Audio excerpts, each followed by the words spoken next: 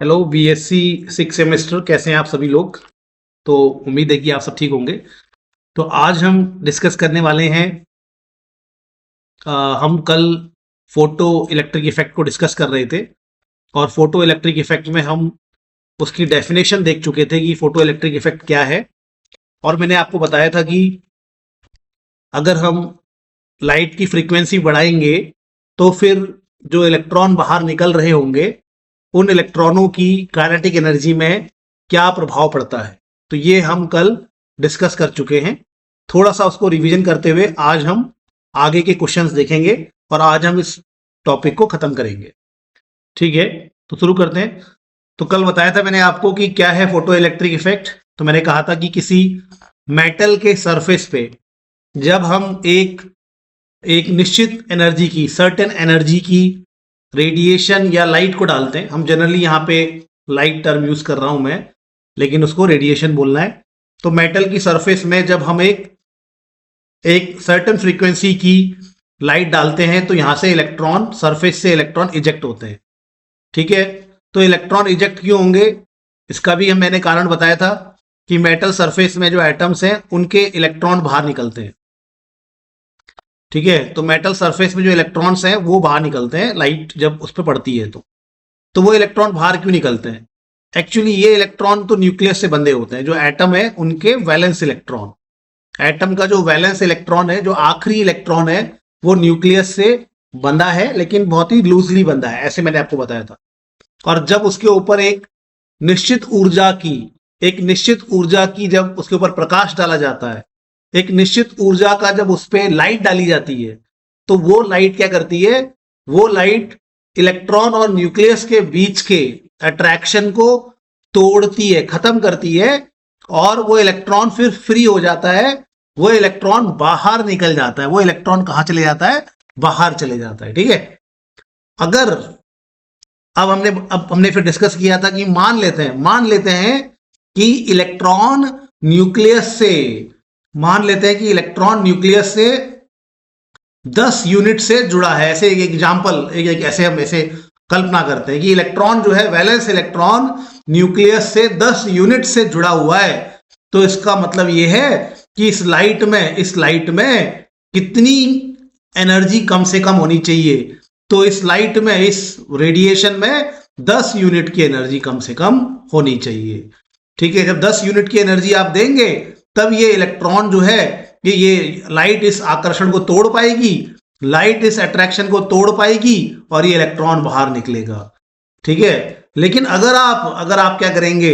अगर आप इसको 10 यूनिट से ज्यादा देंगे, आपने दिया है 15 यूनिट, तो इस 15 यूनिट में से 10 यूनिट, अच्छा ये 10 यूनिट जो मिनिमम एनर्जी चाहिए इलेक्ट्रॉन को उसके अट्रैक्शन को ब्रेक करने के लिए और इलेक्ट्रॉन को बाहर निकालने के लिए, जो मिनिमम एनर्जी चाहिए, उसको कल क्या बोला था? उसको बोला था हमने थ्रेशोल्ड एनर्जी। क्या बोला था उसको? थ्रेशोल्ड एनर्जी बोला था। और उसी को, और फ्रीक्वेंसी के टर्म में उसको थ्रेशोल्ड फ्रीक्वेंसी कहते हैं। ठीक है, थ्रेशोल्ड फ्रीक्वेंसी कहते हैं। और इसी को वर्क फंक्शन भी कहा जाता है। आइंस्टीन ने इसको वर्क फंक्शन भी कहा था कि जो मिनिमम एनर्जी लाइट में होनी चाहिए ताकि वो इलेक्ट्रॉन को बाहर रिजेक्ट कर सके, उस मिनिमम एनर्जी को थ्रेशोल्ड एनर्जी कहते हैं। उससे संबंधित फ्रीक्वेंसी को थ्रेशोल्ड फ्रीक्वेंसी कहते हैं और उसी को वर्क फंक्शन भी कहते हैं। तो मान लेते हैं कि टोटल एनर्जी है। ये क्या है? टोटल एनर्जी है भाई। तो ये मान लेते हैं 15 क्या है? Total energy. तो इस टोटल एनर्जी में से कुछ एनर्जी कहां खत्म होगी? इस टोटल एनर्जी में से 10 मान लेते हैं, 10 चाहिए इसको हटाने के लिए। तो 15 में से 10 कहां खर्च हो जाएगा? ये अट्रैक्शन खत्म करने के लिए 15 में से 10 खर्च हो जाएगा इस इलेक्ट्रॉन का ये अट्रैक्शन खत्म करके बाहर निकालने के लिए। तो इसको कहते हैं हम, इस एनर्जी को कहते हैं थ्रेशोल्ड एनर्जी। क्या कहते हैं? थ्रेशोल्ड एनर्जी कहते हैं। ठीक है, और बाकी एनर्जी कहां जाएगी? फिर बची हुई बाकी एनर्जी, बाकी 5 एनर्जी कहां जाएगी? तो बाकी बची हुई 5 एनर्जी कहां जाएगी भाई? बाकी बची हुई 5 एनर्जी किस में कन्वर्ट हो जाएगी? काइनेटिक एनर्जी में कन्वर्ट हो जाएगी। बाकी जो बची हुई एनर्जी है वो किस में कन्वर्ट होगी? काइनेटिक एनर्जी में कन्वर्ट हो जाएगी। मैं पूरा सेट, अभी ये पूरा जो क्वेश्चन का आंसर है ना, राइटिंग आंसर, वो आपको रीड करके बताऊंगा। अभी मैं आपको अपने हिसाब से पहले समझा देता हूं। ठीक है, तो इसका मतलब है कि टोटल एनर्जी जो हम दे रहे हैं, टोटल एनर्जी जो लाइट में है उसका कुछ पार्ट इलेक्ट्रॉन और न्यूक्लियस के बीच के अट्रैक्शन को तोड़ने में खर्च हो जाता है। टोटल एनर्जी जो हम दे रहे हैं उसका कुछ पार्ट कहाँ खर्च होता है, उसका कुछ पार्ट इलेक्ट्रॉन और न्यूक्लियस के बीच के अट्रैक्शन को खत्म करने में, वो कुछ पार्ट जो है इट विल कंज्यूम, वो खत्म हो जाता है। यानी कि टोटल एनर्जी का कुछ हिस्सा क्या है, थ्रेशोल्ड एनर्जी के रूप में खर्च हो रहा है। यानी कि टोटल एनर्जी का कुछ हिस्सा कहाँ खर्च हो रहा है, इलेक्ट्रॉन और न्यूक्लियस के बीच के अट्रैक्शन को ब्रेक करने में। बाकी कहाँ चले जा रहा है, बाकी कहाँ जा रहा है, बाकी इलेक्ट्रॉन की गतिज ऊर्जा में बदल जा रहा है, काइनेटिक एनर्जी में बदल जा रहा है। इलेक्ट्रॉन बाहर, फिर 10-15 में से 10 ने अट्रैक्शन खत्म किया, इलेक्ट्रॉन बाहर निकला और बाकी एनर्जी अंदर घुस गई और इलेक्ट्रॉन तेजी से बाहर निकला, ऐसा होता है। ठीक है, इस टोटल एनर्जी को हम एच न्यू से रिप्रेजेंट करते हैं। एनर्जी का फॉर्मूला क्या होता है, प्लांक ने एनर्जी का क्या फॉर्मूला बताया था, प्लांक ने एनर्जी का फॉर्मूला बताया था एच न्यू। प्लांक ने एनर्जी का क्या फॉर्मूला बताया था, एच न्यू। तो टोटल एनर्जी जो है, टोटल एनर्जी का फॉर्मूला एच न्यू हो गया। थ्रेशोल्ड एनर्जी को हम एच न्यू नॉट कहते हैं। ठीक है, यहाँ पे मैं जब आगे नोट्स दिखाऊंगा तो वहां एक बड़ा सा जीरो है, वो नॉट इसको कहते हैं, या जीरो भी कह सकते हैं, एच न्यू नॉट कहते हैं। ठीक है, ये एक्चुअली थ्रेशोल्ड एनर्जी मतलब क्या, एनर्जी, मिनिमम एनर्जी जो चाहिए निकालने के लिए, तो उस एनर्जी का फॉर्मूला भी क्या होगा, एच न्यू होगा, लेकिन उसको हम यहाँ पे नॉट करके इससे अलग कर लेते हैं। काइनेटिक एनर्जी का फॉर्मूला क्या होता है, हाफ एम वी स्क्वायर। ये न्यू है, ये फ्रीक्वेंसी है, ये न्यू क्या है, ये न्यू क्या है, फ्रीक्वेंसी। ये न्यू क्या है, फ्रीक्वेंसी, उस लाइट की फ्रीक्वेंसी है। और एच न्यू क्या होता है, उसकी एनर्जी हो जाती है। और ये मिनिमम फ्रीक्वेंसी या मिनिमम टोटल के मिनिमम एनर्जी। ठीक है, और हम वी को हम ऐसे कान घुमा के दिखाएंगे आपको। ठीक है, और ये उसकी काइनेटिक एनर्जी होगी हाफ एम वी स्क्वायर। ठीक है, तो इसको क्या करेंगे, हम इस तरफ लेके जाएंगे। अच्छा, इसको वर्क फंक्शन कहते हैं, ये वर्क फंक्शन है।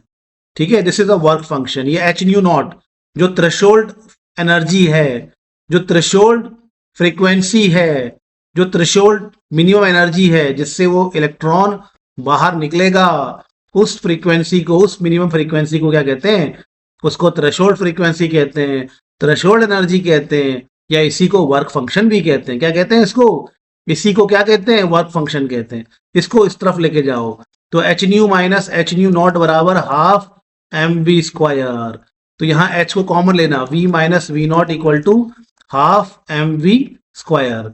ठीक है, तो ये हमारे पास एक फॉर्मूला बन जाता है, ये फॉर्मूला बन जाता है जिसको हम कहीं बहुत जगहों पर यूज करते हैं।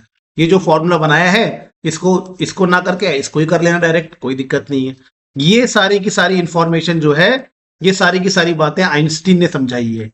ये सारी की सारी चीजें किसने समझा रखी है, आइंस्टीन ने समझाई है। ठीक है, तो इसको ध्यान रखना है। ओके, तो अब हम जरा सा अपने आंसर पे जाते हैं। अब हम अपने आंसर को समझने की कोशिश करते हैं। ठीक है, इसको इरेज कर देते हैं, इसको नोट बना लेना। अभी ये आपको यहाँ पे नोट्स के रूप में भी दिखाई देगा। ठीक है, बहुत ही आसान है, कुछ भी नहीं है इसमें। ओके, तो अब यहाँ पे चलते हैं। एक्सपेरिमेंटल सेटअप कैसा होगा कह रहा है, तो एक एक्सपेरिमेंटल सेटअप कैसा होगा, इसका एक्सपेरिमेंटल सेटअप कैसा होता है, उसमें अपार्टस में क्या होता है, एक ट्यूब होती है। ठीक है, photo sensitive metal cathode tube. ठीक है, एक ऐसा हमारे पास ट्यूब होगी। ठीक है, यहाँ पे ये कैथोड होगा, कैथोड यानी कि नेगेटिव। ठीक है, कैथोड यानी कि यहाँ पे नेगेटिव होता है, कैथोड नेगेटिव नहीं होता। कैथोड उसको कहते हैं जहां रिडक्शन होता है, कैथोड उसको कहते हैं जहां क्या होता है, रिडक्शन होता है। फिलहाल के लिए इस वाले सेटअप में यहाँ पे याद रखना कि कैथोड नेगेटिव है। कैथोड वो होता है जहां रिडक्शन होता है, इसको कहीं नोट कर लो कि कैथोड किसको बोलते हैं। कैथोड वो है जहां पर क्या होगा, जहां पर रिडक्शन होता है। कैथोड वो है जहां पे रिडक्शन होता है। और एनोड क्या है, एनोड वो है जहां ऑक्सीडेशन होता है, जहां पर क्या होता है, ऑक्सीडेशन। तो ये डेफिनेशन अभी आप याद रखना, लेकिन यहां पर आप फिलहाल के लिए जैसा बता रहे वैसा आप लोग ध्यान रखेंगे। तो यहां पर ये कैथोड है, कैथोड कैसा है, नेगेटिव। और इस तरफ ये एक ट्यूब लेनी कह रहा है, और वो फोटो सेंसिटिव मेटल होना चाहिए। फोटो सेंसिटिव मेटल यानी कि एक ऐसा मेटल जिसमें जब लाइट पड़े तो उसके इलेक्ट्रॉन निकल जाए। एक ऐसा मेटल जिसपे लाइट पड़े तो उसके इलेक्ट्रॉन निकल जाए।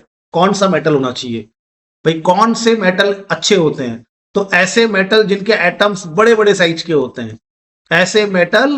भैया इसको भी नोट बना लीजिए आप। तो photo electric effect, photo electric effect कौन शो करेंगे? फोटो इलेक्ट्रिक इफेक्ट ऐसे मेटल शो करते हैं, ऐसे मेटल शो करेंगे, अच्छे होंगे, शो करेंगे। कौन करेगा शो? ऐसे मेटल शो करेंगे जिनके जिनके एटम का साइज क्या है? एटम का साइज बड़ा है। जिनके एटम का साइज बड़ा है, इससे क्या होगा? इसमें इसमें ऐसे एटम्स में क्या होता है? इलेक्ट्रॉन लूजली बॉन्ड होते हैं। इलेक्ट्रॉन लूजली बॉन्ड होते हैं। किससे लूजली बॉन्ड होते हैं? न्यूक्लियस से। तो ऐसे एटम फोटो इलेक्ट्रिक इफेक्ट अच्छे से कौन सा मेटल शो करेगा? जिनके एटम का साइज कैसा होगा? जिनके एटम का साइज बड़ा होगा भाई। क्योंकि ऐसे में इलेक्ट्रॉन कैसे होते हैं? बहुत ही ढीले ढीले बंधे हुए होते हैं, लूजली बाउंड होते हैं न्यूक्लियस से। और ऐसे इलेक्ट्रॉनों को और ऐसे इलेक्ट्रॉन को निकालना, ऐसे इलेक्ट्रॉन को निकालना क्या होता है? आसान होता है।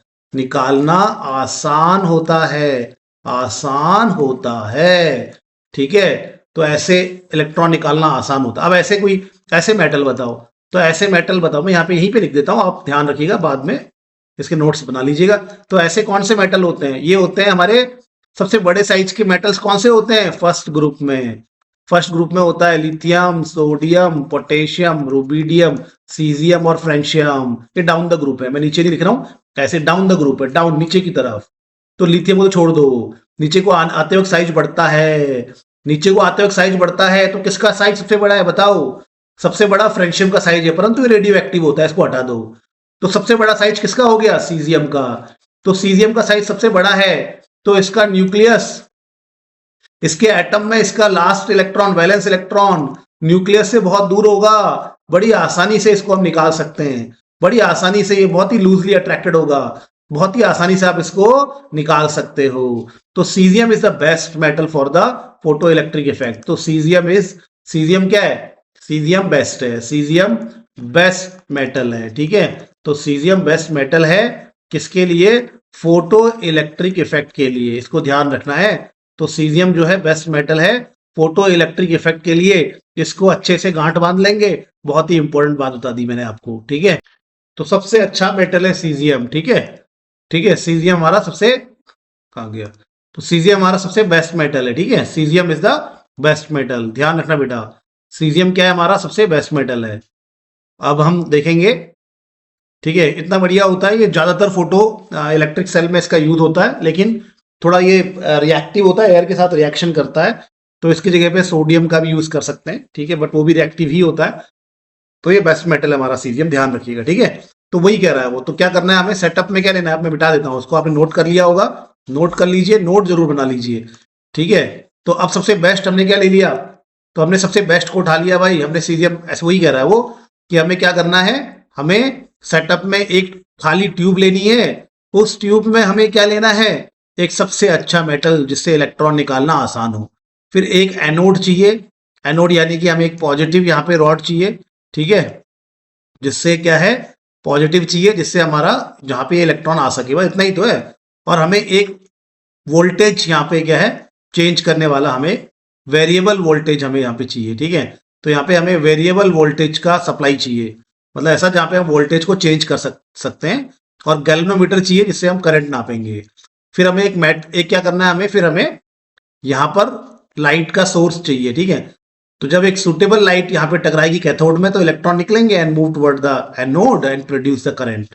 तो हम जब यहाँ पे लाइट मारेंगे, तो जब हम यहाँ पे लाइट मारेंगे, तो जब हम यहाँ पे क्या करते हैं? जब हम यहाँ पे लाइट मारते हैं, तो ये लाइट से ये इलेक्ट्रॉन निकलते हैं, और ये इलेक्ट्रॉन जो है इस पॉजिटिव रोड की ओर अट्रैक्ट होते हैं, और यहाँ जाके फिर ये पूरा सर्किट पूरा होता है, करंट फ्लो करता है। तो ये यहाँ पे चाहिए। ठीक है, ओके, तो ये बोल रहा है। अब इसमें ये जो फोटो इलेक्ट्रिक इफेक्ट है, ये किसने बताया? हर्ट्ज ने बताया। इसके बारे में सबसे पहले हर्ट्ज ने बताया है। लेकिन इसकी ये वाली इक्वेशन जो मैंने बताई थी अभी, ये वाली इक्वेशन जिसमें E total energy equal to work function threshold energy plus kinetic energy था ना, तो वो किसने समझाया था? आइंस्टीन ने बताया था। तो मेन एक्सपेरिमेंटल ऑब्जर्वेशन, ये बात बड़ी इंपॉर्टेंट है। तो जब फोटो इलेक्ट्रिक इफेक्ट होता है, तो उसका ऑब्जर्वेशन क्या क्या होता है? ये बी पार्ट का इस क्वेश्चन का आंसर है। ठीक है, ये इस क्वेश्चन का आंसर है। तो ऑब्जर्वेशन क्या है?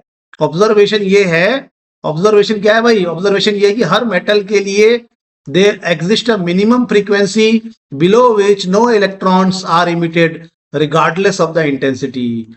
तो ये है कि भैया हर मेटल के लिए एक न्यूनतम ऊर्जा की हमें यहां पर क्या है, रेडिएशन डालनी पड़ेगी, रेडिएशन डालनी पड़ेगी, तब जाकर उसका इलेक्ट्रॉन बाहर निकल पाएगा। क्यों? क्योंकि इलेक्ट्रॉन तो न्यूक्लियस से बंधा होता है एक शक्ति के साथ, उतनी शक्ति इस लाइट में होनी चाहिए, तभी ये लाइट इसको हिट करेगी और बाहर निकाल सकती है। ठीक है, तो उसी ऊर्जा को, उसी एनर्जी को, उसी मिनिमम एनर्जी को क्या कहते हैं, थ्रेशोल्ड एनर्जी कहते हैं। तो थ्रेशोल्ड एनर्जी और उससे संबंधित फ्रीक्वेंसी को थ्रेशोल्ड फ्रीक्वेंसी कहते हैं। एनर्जी का फॉर्मूला क्या होता है, एच न्यू ना। अगर ये थ्रेशोल्ड एनर्जी है तो इसको क्या कहेंगे, थ्रेशोल्ड फ्रीक्वेंसी कहेंगे। दूसरा ऑब्जर्वेशन क्या है कि जैसे ही हमारा क्या होता है, जैसे ही हमारी वो लाइट पड़ती है, मिनिमम एनर्जी की लाइट पड़ती है, तो हमारा जो इलेक्ट्रॉन है वो बिना किसी टाइम के बाहर निकल जाता है। ये भी एक बहुत इंपॉर्टेंट ऑब्जर्वेशन है। ठीक है, और तीसरा ऑब्जर्वेशन है इफेक्ट ऑफ इंटेंसिटी। ये बहुत इंपॉर्टेंट है। इफेक्ट ऑफ इंटेंसिटी का क्या मतलब है, इफेक्ट ऑफ इंटेंसिटी जरा समझना। ठीक है, increasing light intensity increases photo electric current, यानी कि number of electrons but not their kinetic energy. This is very important point, इसको आप समझ लेते हैं। ठीक है, ये बहुत इंपॉर्टेंट है। अगर हम लाइट की इंटेंसिटी बढ़ाएंगे, ठीक है, तो क्या होगा, अगर मान लो कि भाई हमारे पास क्या है, हमारे पास एक मेटल है, उस मेटल का ये एटम है, उस एटम का ये एक इलेक्ट्रॉन है लास्ट शेल का, ये इलेक्ट्रॉन इससे बंधा है 10 यूनिट से। क्या बना है, 10 यूनिट से बंधा है। तो इसको जो लाइट चाहिए वो कितने की चाहिए, कम से कम 10 यूनिट की इसमें एनर्जी होनी चाहिए लाइट में। ठीक है, अब मान लो आपने एक लाइट डाली, एक फोटोन डाला, ठीक है, एक लाइट डाली। अब आप क्या करेंगे, अब आप और लाइट डालेंगे, मान लो एक और लाइट, इसी 10 यूनिट की और लाइट डाल दी। ठीक है, और 10 यूनिट डाल दी। ठीक है, मान लो 10 यूनिट की नहीं डाल रहे हो, अब आप 5 यूनिट डाल रहे हो, एक एग्जाम्पल के लिए समझते हैं। ठीक है, आप 5 यूनिट की डाल रहे हो, ये 5 यूनिट की डाल रहे हो। आपने बोला कि यार चलो 10 यूनिट की लाइट नहीं डालता हूं, 10 यूनिट की लाइट नहीं डालता हूं, 5 यूनिट की डालता हूं, और 5 यूनिट की ज्यादा लाइट डालता हूं। ज्यादा लाइट डालने का मतलब ये कि उसमें आप लाइट फोटोन से बनी होती है, अभी थोड़ी देर में समझते हैं। प्लांक ने बताया था ना कि लाइट में कण होते हैं फोटोन। तो आप सोचो कि मैं लाइट ज्यादा डालता हूं, चटक लाइट डालता हूं, लाल डाल रहा था अभी तक, अब मैं चटक लाल डालूंगा, खूब चटक लाल लाइट डालूंगा। तो इसको बोलते हैं इंटेंसिटी बढ़ाना। मतलब आप लाल ही रंग रख रहे हो, लाल ही लाइट डाल रहे हो, रेड रेडिएशन डाल रहे हो, लेकिन आप थोड़ा ज्यादा डाल रहे हो उसको। अब इसका असली अर्थ क्या होता है, इसका मतलब ये था कि पहले आप कम फोटोन डाल रहे थे, लेकिन अब आप ज्यादा फोटोन डाल रहे हो। तो अब आपने सोचा कि यार मैं 10 यूनिट का फोटोन डाल रहा था, लाइट डाला, छोड़ो यार, मैं 5 यूनिट के ज्यादा लाइट डालता हूं, ज्यादा फोटोन डालता हूं, तो क्या होगा, क्या यहाँ पे फोटो इलेक्ट्रिक इफेक्ट दिखेगा? आंसर है नहीं। आंसर क्या है? नहीं। आपको चाहे आप 1000 फोटोन डाल दो, चाहे आप 5000 फोटोन डाल दो, कोई फर्क नहीं पड़ेगा। आपको क्या करना पड़ेगा, आपको यहाँ पर लाइट की क्या बढ़ानी पड़ेगी, इंटेंसिटी बढ़ानी पड़ेगी। और लाइट की इंटेंसिटी कितनी रखनी पड़ेगी? कम से कम 10 यूनिट तो रखनी पड़ेगी। ठीक है, अब 10 यूनिट रखिए आपने। ठीक है, तो अब आप सोच रहे हो मैंने 10 यूनिट रखी, तो 10 यूनिट रखने के बाद आप और 10 यूनिट की लाइट और डाल रहे हो, तो आप सोचोगे यार जो इलेक्ट्रॉन निकलेगा उसकी स्पीड ज्यादा होगी। तो क्या ज्यादा होगी? यानी कि अगर आप क्या करोगे, अगर आप लाइट की, अगर आप क्या कर रहे हो, अगर आप क्या कर रहे हो 10 यूनिट की लाइट डाल रहे हो, 10 यूनिट का एक फोटोन डाल रहे थे, अब आप 10 फोटोन डालो या 3 फोटोन डालो मान लो, तो क्या इसकी जो इलेक्ट्रॉन तो निकलेगा अभी, क्योंकि 10 की चाहिए ना इसको एनर्जी, तो इलेक्ट्रॉन तो निकलेगा। क्या इलेक्ट्रॉन की काइनेटिक एनर्जी बढ़ेगी? तो आंसर है नहीं, इलेक्ट्रॉन की काइनेटिक एनर्जी नहीं बढ़ेगी। क्यों? क्योंकि एक फोटोन से, एक लाइट से, एक फोटोन से एक ही इलेक्ट्रॉन निकलता है। एक फोटोन से क्या होगा, एक फोटोन से एक ही इलेक्ट्रॉन निकलेगा। ये बात ध्यान रखना, ठीक है। और उसी की बची हुई एनर्जी इलेक्ट्रॉन के अंदर किस में चेंज होती है? काइनेटिक एनर्जी में चेंज होती है। तो आप अगर एक फोटोन डालोगे तो एक इलेक्ट्रॉन निकलेगा, अगर आपने 3 फोटोन डाले तो 3 इलेक्ट्रॉन निकलेंगे बस। ठीक है, 3 फोटोन में 3 इलेक्ट्रॉन निकलेंगे। 10 फोटोन डालोगे तो 10 इलेक्ट्रॉन निकलेंगे, लेकिन काइनेटिक एनर्जी सबकी एक जैसी सेम रहेगी। काइनेटिक एनर्जी में कोई फर्क नहीं पड़ेगा।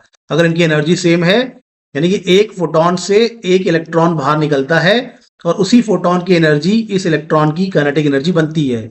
तो ज्यादा फोटोन डालने से कोई फर्क नहीं पड़ेगा क्योंकि वो इन्वॉल्व होंगे ही नहीं ना, इस इलेक्ट्रॉन के साथ इन फोटॉन्स का कोई इन्वॉल्वमेंट नहीं है। तो फोटोन बढ़ाने से क्या फायदा होगा, इंटेंसिटी बढ़ाने से क्या फायदा होगा भाई, इंटेंसिटी बढ़ाने से इलेक्ट्रॉन की काइनेटिक एनर्जी में कोई प्रभाव नहीं पड़ेगा क्योंकि ये आया एक फोटोन, तीन फोटोन आ रहे हैं तब भी एक ही इलेक्ट्रॉन इस किसी तीन फोटोन आ रहे हैं तब भी एक ही फोटोन इलेक्ट्रॉन को बाहर निकालेगा। तीन फोटोन आएंगे तो तीन अलग अलग इलेक्ट्रॉन को बाहर निकालेंगे। किसी एक इलेक्ट्रॉन पे तीन फोटोन टकरा के उसकी ऊर्जा बढ़ाते ऐसा नहीं होता। एक इलेक्ट्रॉन पे एक ही फोटोन टकराएगा। तीन फोटोन डालोगे तो तीन इलेक्ट्रॉन पे टकराएंगे, 10 फोटोन डालोगे तो 10 इलेक्ट्रॉन पे टकराएंगे। यानी कि फोटोन की संख्या बढ़ाने से, इंटेंसिटी ऑफ लाइट बढ़ाने से हम फोटोन की संख्या बढ़ा रहे होते हैं और फोटोन की संख्या बढ़ाने से निकलने वाले इलेक्ट्रॉनों की संख्या बढ़ती है, ना कि उनकी काइनेटिक एनर्जी। अगर आपको इलेक्ट्रॉन की काइनेटिक एनर्जी बढ़ानी है तो आप जो फोटोन डाल रहे हो उसकी एनर्जी बढ़ाओ। एक फोटोन एक इलेक्ट्रॉन, दो फोटोन दो इलेक्ट्रॉन, तीन फोटोन तीन इलेक्ट्रॉन, जितने फोटोन उतने इलेक्ट्रॉन्स। यानी कि आप चटक करोगे लाइट को, इंटेंसिटी बढ़ाओगे तो नंबर ऑफ इलेक्ट्रॉन्स निकलेंगे ज्यादा, लेकिन उनकी काइनेटिक एनर्जी नहीं बढ़ेगी। काइनेटिक एनर्जी बढ़ाने के लिए आपको फोटॉन्स की क्या करनी पड़ेगी, एनर्जी बढ़ानी पड़ेगी। फोटॉन्स की एनर्जी बढ़ाओगे तो ये आया एक हाई एनर्जी का फोटोन, लाइट आ रही है, टक्कर मारी इलेक्ट्रॉन को, इलेक्ट्रॉन तेजी से बाहर निकलेगा। ठीक है, तो ये बात मुझे लगता है आप समझ गए होंगे कि अगर हम इंटेंसिटी बढ़ाते हैं तो उसका क्या मतलब है।